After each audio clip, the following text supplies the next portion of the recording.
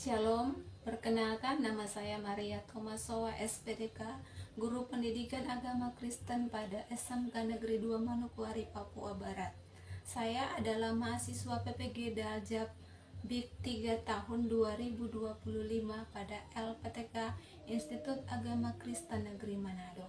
Saat ini saya akan menyajikan video pembelajaran saya yang dilaksanakan pada kelas 10 SMK Negeri 2 Manokwari dengan materi yang saya ajarkan adalah nilai-nilai Kristiani. Selamat menyaksikan. Berdiri. Beri salam. Selamat pagi, Bu. Ya, selamat pagi. Ya. Sebelum kita memulai pelajaran kita di hari ini, Bu mau tanya, bagaimana sih keadaan kalian sekarang? Sehat. Kabar baik, Pak? Baik. Siapa yang ada keadaan badannya tidak baik hari ini? Ada lemas-lemas sakit atau semua Pak? Semua baik. Baik. Puji Tuhan kalau semua baik dan Ibu berharap bahwa pembelajaran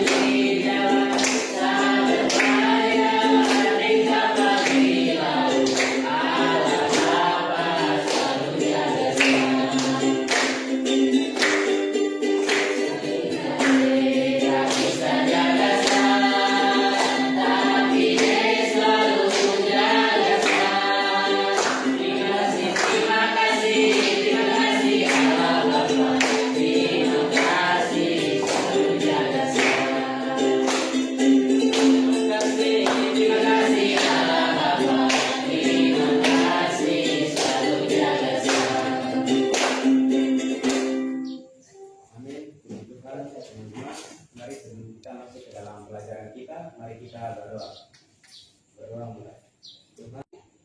nilai-nilai Kristiani pagi hari ini kita akan belajar berpusat pada kitab Galatia pasal 22. pasal 5 ayat 22 sampai 23. Galatia pasal 5 ayat 22 sampai 23. Di sini kita akan menggali tentang nilai-nilai yang ada dalam sebuah kekristenan.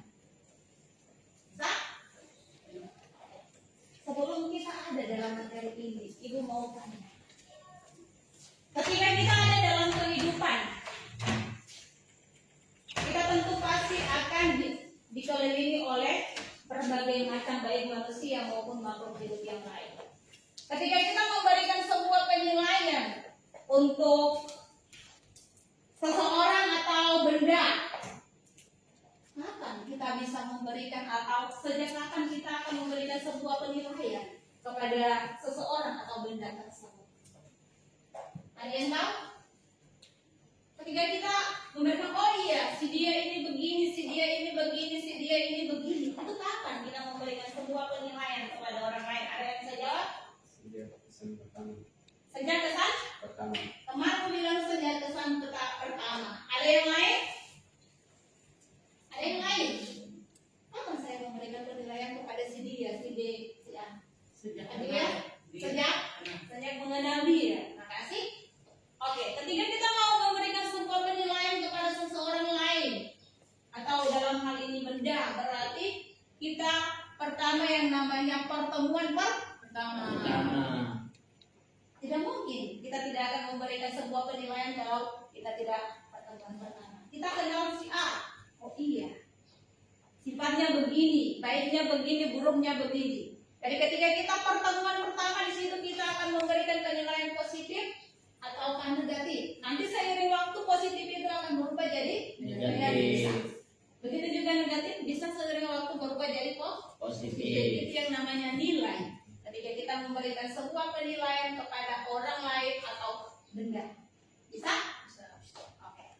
Kita lihat tentang materi kita di pagi hari ini, nilai-nilai Kristiani yang ada di dalam kitab Galatia pasal 5 ayat 22 sampai 23. Ibu minta satu orang berdiri untuk baca, boleh? Tangan? Galatia 5 pasal 5 ayat 22 sampai 23. Tetapi buah roh ialah kasih, sukacita, damai sejahtera, kesabaran, kebenaran, kebaikan, kesetiaan, kelembutan, penguasaan diri. Tidak ada hukum yang menentang hal-hal itu.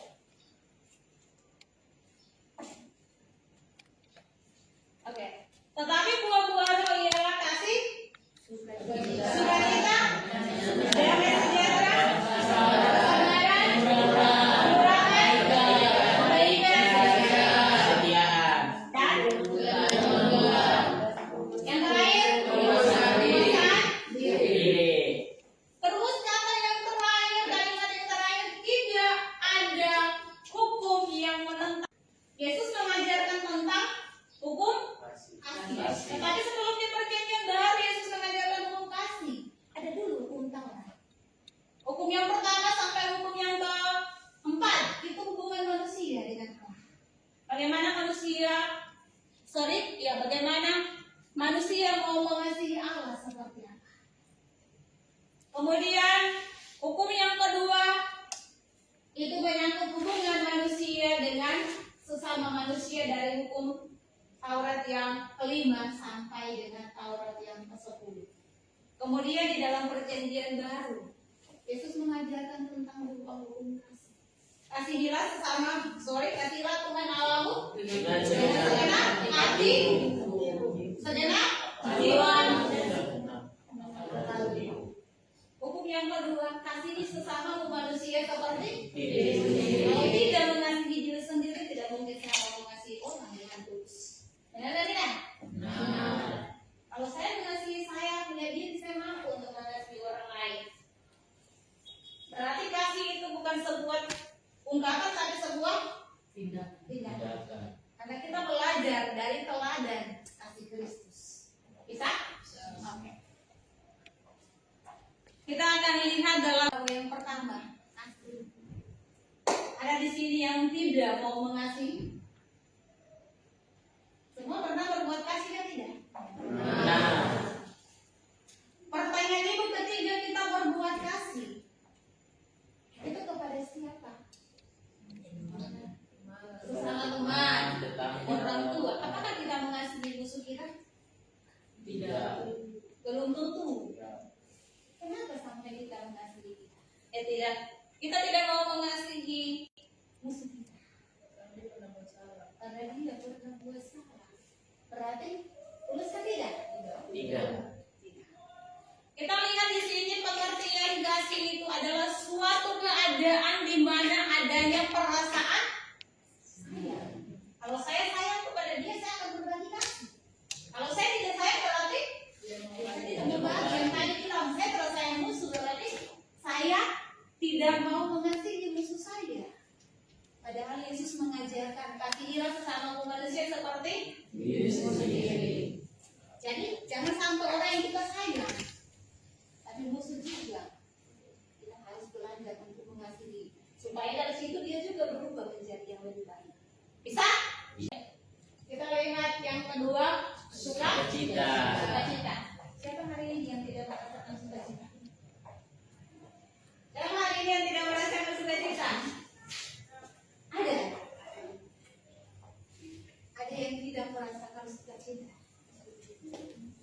Sukacita atau keadaan yang membuat kita senang. Kemudian bahagia juga diartikan sebagai sebuah kondisi yang dicari-cari manusia. Benar atau tidak? Benar. Kita mencari sebuah sukacita. Bisa saja kita bukan mencari, tapi di sana ada sebuah keadaan yang membuat diri kita mengalami yang sudah punya sukacita. Tetapi sebenarnya sukacita itu ketiga. Kita menciptakan sukacita itu dalam diri kita sendiri. Sukacita tidak jalan di mana-mana. Kalau diri kita menciptakan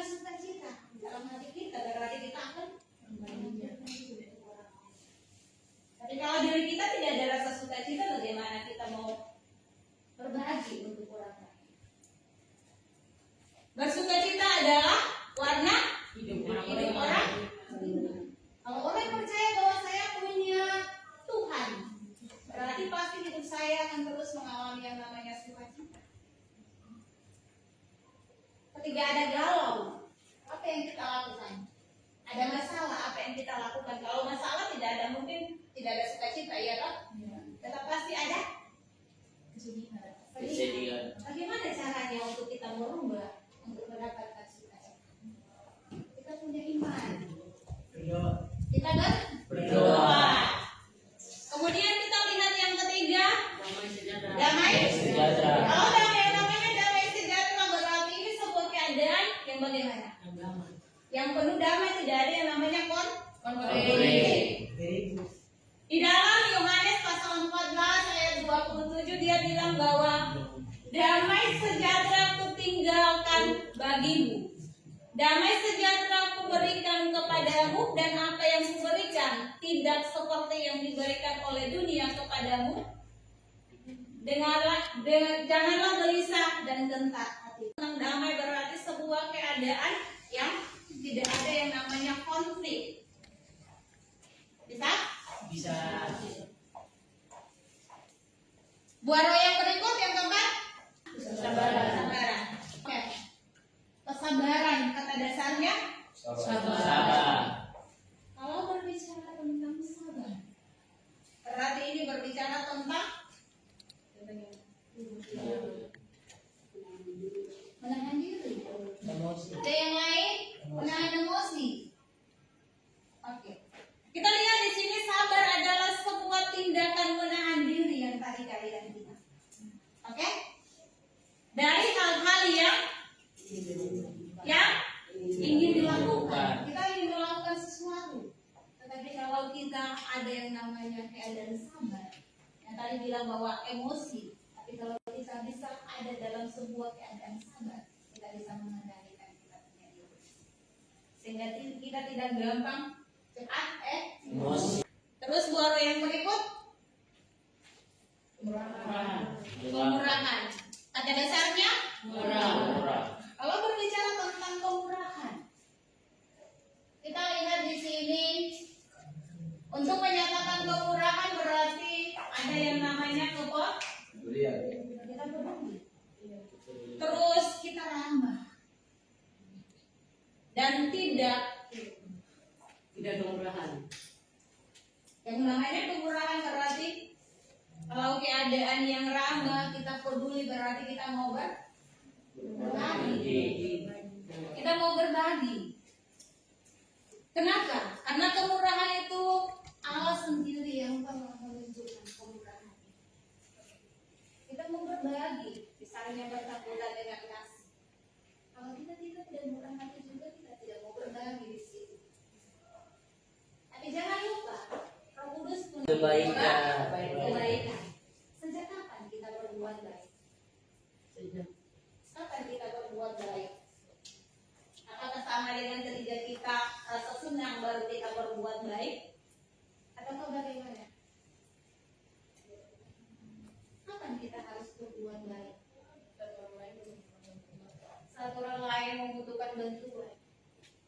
Ada yang lain? Iba, Daniel, Surya.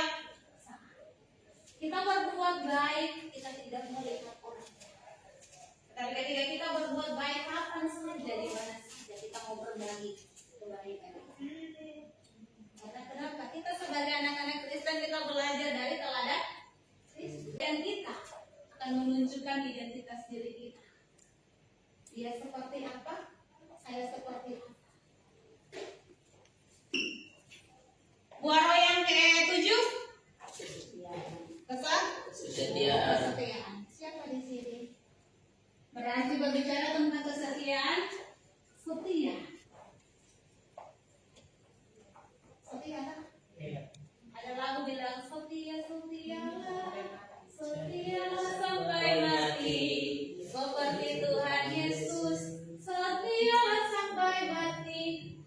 Berarti kalau kesetiaan kita belajar dari Yesus. kepada Tuhan setia sampai mati. Di dalam Galatia pasal 6 ayat 1 dia katakan di situ bahwa salah satu ayat Alkitab yang menjelaskan tentang yang namanya kesetiaan di dalam ini dia mengandung 3 makna. Yang pertama, yang namanya orang setia kepada seseorang berarti orang itu dapat Percaya. Kedua, ketiga dia menjalankan perintah ketaatan di situ. Berarti ada sebuah kesetiaan di situ. Dan yang keempat, dia mengalami yang namanya pengikut. Kalau orang yang tidak mengikut seseorang dia tidak akan setia. Kalau saya bawahan ada atasan saja, saya harus setia kepada atasan saya. Karena dia sebagai pemimpin. Jadi berbicara tentang kesetiaan ini sesuatu hal yang bukan gampang. Ya kan? Karena hal yang gampang. Yesus saja dia mau setia sampai mati di tiang kayu salib. Bagaimana kita sebagai anak-anaknya tidak mau setia? Bisa setia atau tidak? Kalau tidak ada apa kita setia? Setia beribadah atau tidak? Beribadah. Setia beribadah. Setia baca Alkitab atau tidak? Nanti dulu. Kalau saya sakit baru saya baca Alkitab. Ini yang namanya kesetiaan atau tidak? Tidak. Berarti kita harus belajar bagaimana setia. Baik di dalam kesenangan maupun di dalam Kesusahan. buah roh yang ke-8 Kelembutan. kelembutan. Apakah kelembutan berbicara tentang sesuatu? Bisa memberikan penjelasan lembut ini bagaimana? Kelembutan. Contoh siapa bisa berikan contoh sikap kelembutan seperti apa? Menanggapi setiap hal yang baik. Makasih. Ada yang lain? Iya. Berbicara tentang kelembutan. Di sini kelembutan itu dia mengalami unsur yang namanya rendah hati. Kalau orang mau memiliki keadaan lemah lembut itu dia memiliki rendah hati. Kemudian dia tidak menganggap diri itu dia sendiri penting, tetapi orang lain juga penting. Kita manusia makhluk sosial, tidak hidup sendiri, tapi kita membutuhkan orang lain. Dengan demikian, jangan juga kita mementingkan diri kita sendiri, tetapi juga kita harus kehidupan orang lain.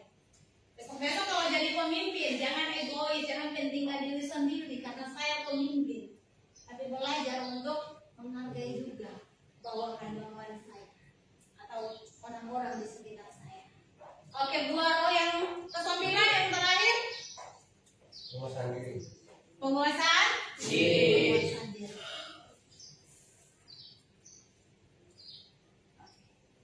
Berbicara tentang penguasaan diri, sudah dari hukum kasih sampai dari buah roh kasih sampai dengan kelembutan yang terakhir penguasaan diri. Berarti berbicara tentang penguasaan diri, ia ini menunjuk pada siapa? Diri sendiri. Kalau kita tidak menguasai kita punya diri, yang tadi yang namanya damai sejahtera ada tidak? Akan ada konflik. Kalau kita tidak menguasai kita punya diri, apakah kasih akan kita berbagi untuk orang yang kita benci tadi atau dibilang tidak toh? Tidak. Berarti bagaimana kita belajar untuk menguasai diri kita. Dalam hal penguasaan diri ini juga dia berbicara tentang emosi. Kita menguasai emosi kita. Kalau Daniel setiap dengar sesuatu langsung timbul amarah. Berarti tidak menguasai Diri.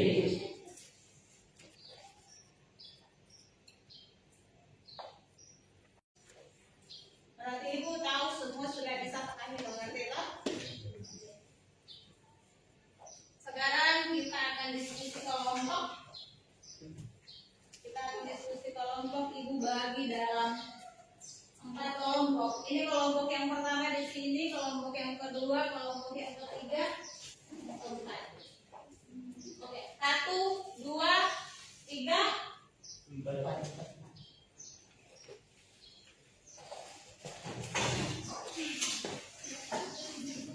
Kelompok yang pertama. Ya. Masing-masing kelompok. Kelompok yang pertama Ramania. Di sini.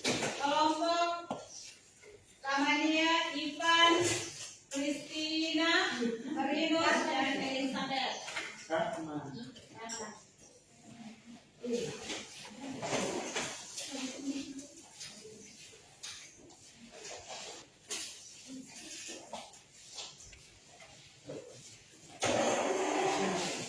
Kelompok kedua, tulis namanya. Justinus, Aster, Prasia, masuk. Kelompok yang ketiga Daniel, Abdiel, Sofina,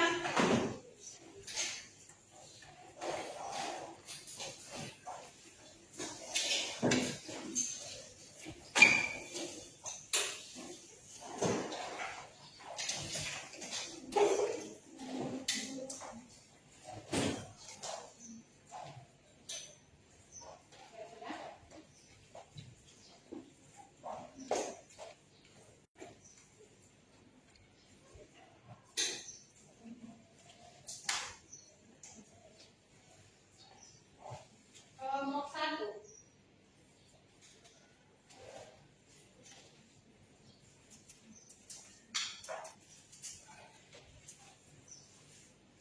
Masing-masing memilih dia punya foto kelompok di situ. Kelompok satu siapa yang ketua kelompok?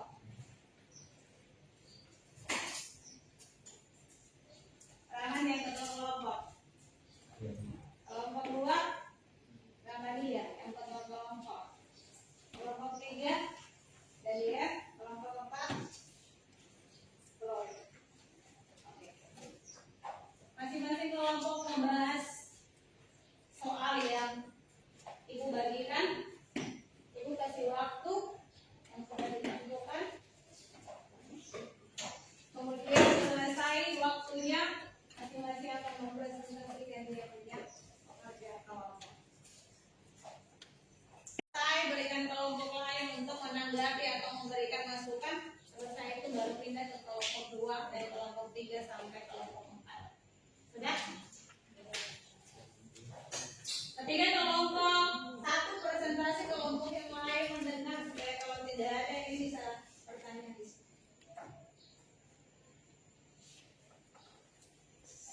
Sudah?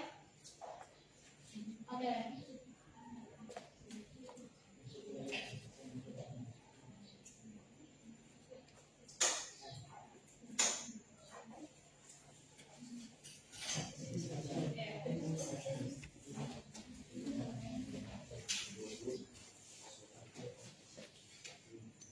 Baik, kami dari kelompok satu akan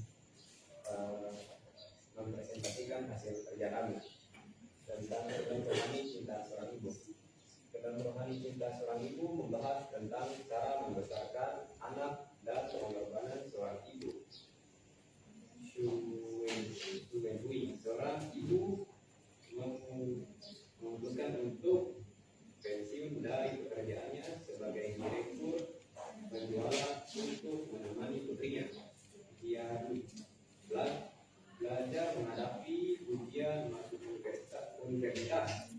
Namun, metode pengajaran tekanan tinggi Shuwenhui justru membuat putrinya putus asa. Shuwenhui kemudian memahami bahwa mengejar cita-cita seperti pengetahuan dapat mengubah nasib Anda. Hanya akan melukai dirinya sendiri dan anaknya. Ia belajar bagaimana mendidik putrinya dengan cara yang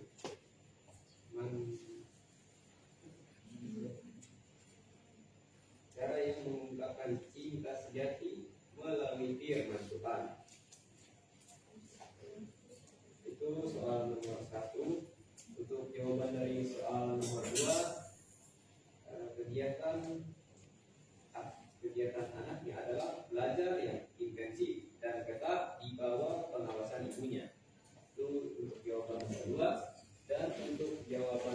ketiga, kita untuk jawaban nomor 3 itu apa yang kita harus hindari dan apa yang dapat kita teladani.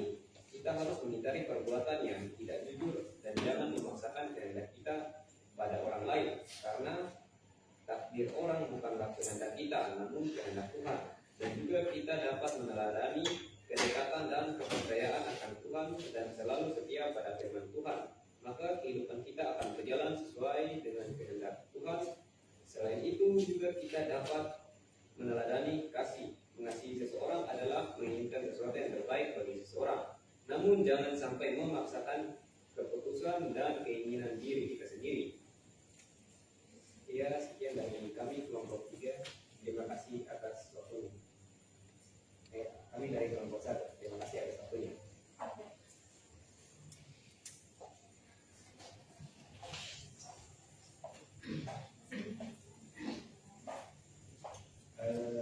Apakah ada yang mau bertanya atau menanggapi tentang hasil diskusi kami?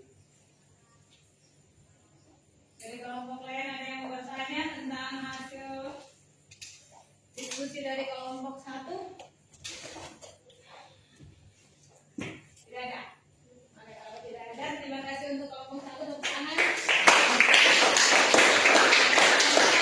Kelompok 2.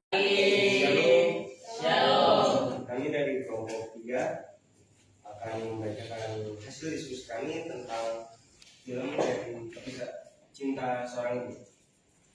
Untuk soal nomor 1, menyebutkan nilai-nilai yang harus dihindari dan yang dapat diteladani dari kisah cinta seorang ibu. Baik. Menurut kami nilai-nilai yang harus dihindari yaitu tawar hati dengan Tuhan dalam mengintimidasi. Yang kedua, mengandalkan kekuatan sendiri. Yang ketiga, tidak menaruh harapan penuh pada Tuhan. Dan yang keempat, tidak percaya masa depan ada di tangan Tuhan, melainkan ada di tangan kita sendiri.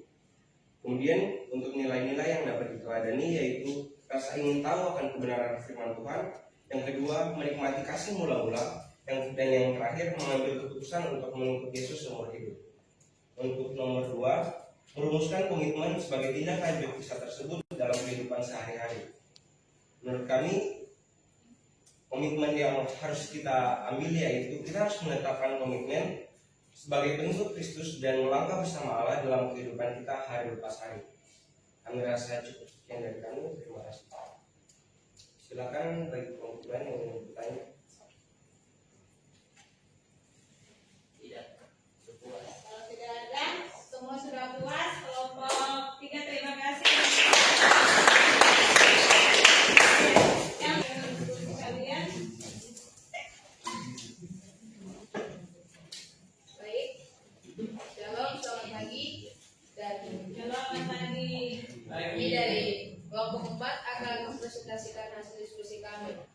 Mengaplikasikan untuk orang lain sebanyak sehingga orang lain bisa melihat identitas diri kita sebagai anak-anak Tuhan. Ya, materi kita di hari ini selesai. Untuk mengakhiri proses pembelajaran kita di hari ini,